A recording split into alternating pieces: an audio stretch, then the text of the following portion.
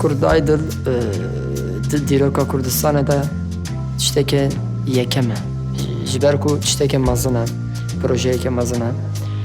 Xwe gijandiye her derê tevayê Kurdistanê. Ji ber wê taybet e.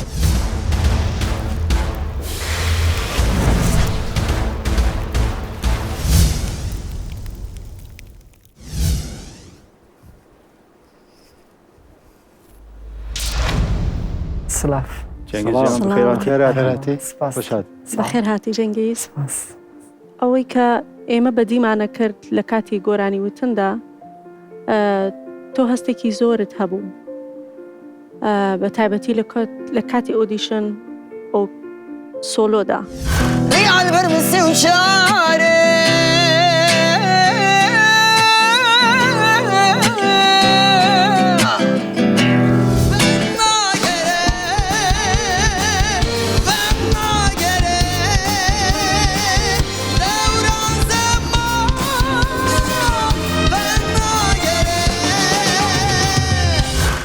بەداخەوە لە ناو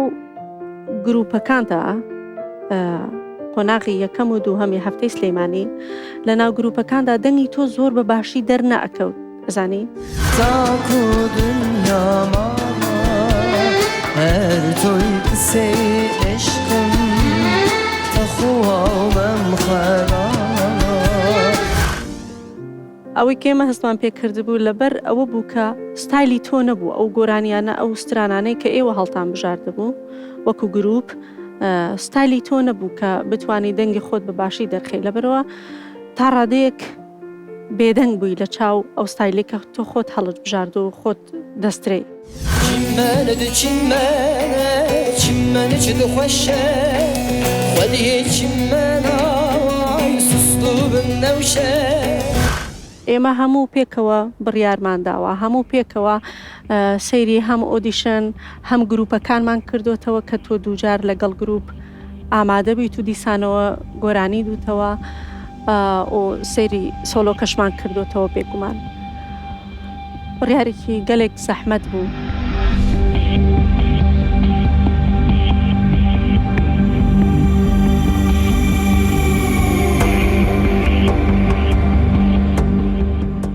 تۆ دەبێ بەردەوام بی لەگەڵمان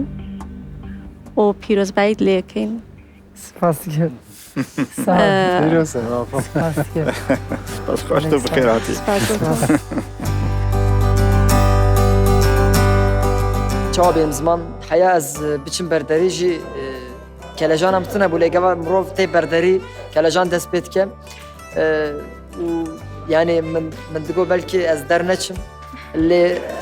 مخاف ew bû yani xweş bû ji wê min kêf xweş bûm û wekê din